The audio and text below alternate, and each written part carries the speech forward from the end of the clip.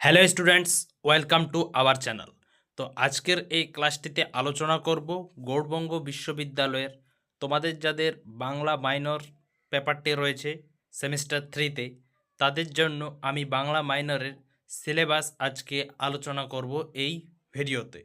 তো তোমরা ভিডিওটা মনোযোগ সহকারে দেখবে এবং সিলেবাসটাও খুব ভালোভাবে বুঝে নেবে।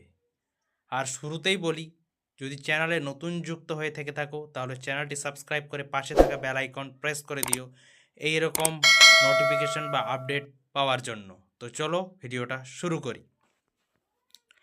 তো দেখে নাও এখানে ঘটনাস্ত্রী মডিউল 1-এ দেখো, তোমাদের মডিউল 1-এ এবার রয়েছে বঙ্গভূমির রাজনৈতিক ইতিহাস, পালযুগ, সেনযুগ, তুর্কি আক্রমণ।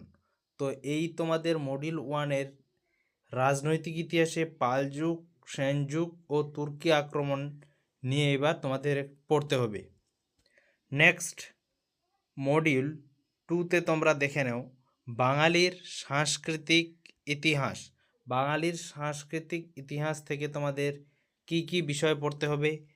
তো এখানে রয়েছে বাঙালির খাওয়া দাওয়া, এই বিষয়ে পড়তে হবে।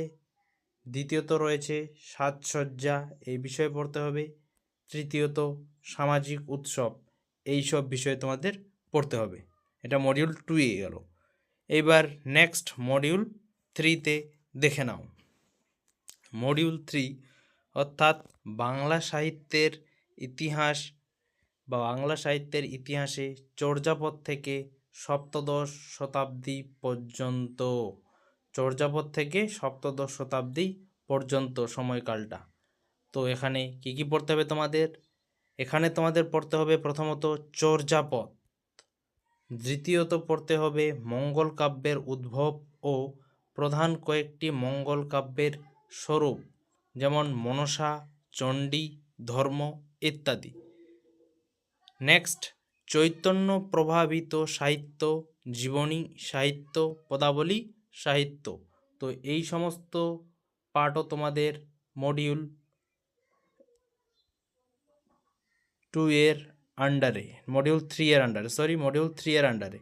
নেক্সট মডিউল 4 বলেছে অষ্টাদশ শতাব্দীর সাহিত্যের ইতিহাসে, অষ্টাদশ শতাব্দীর সাহিত্যের ইতিহাস। তো এখান থেকে তোমাদের যেটা পড়তে হবে তা হলো বাউল, কবিগান, গীতিকা ও ভারতচন্দ্রের সাহিত্য। তো তোমরা এই মডিউল 4-এ এই কয়েকটা এখানে তোমাদের পড়তে হবে। তো এই ছিল তোমাদের বাংলা মাইনরের সিলেবাস, 4টি মডিউল থেকে প্রশ্নপত্র। আমি তোমাদের এখান থেকে প্রশ্ন উত্তর নিয়ে আসব, তোমরা ক্লাসগুলো মনোযোগ সহকারে অ্যাটেন্ড করিও। তো আজকে এখানেই, দেখা হচ্ছে আবার পরের কোনো এক নতুন ভিডিওতে।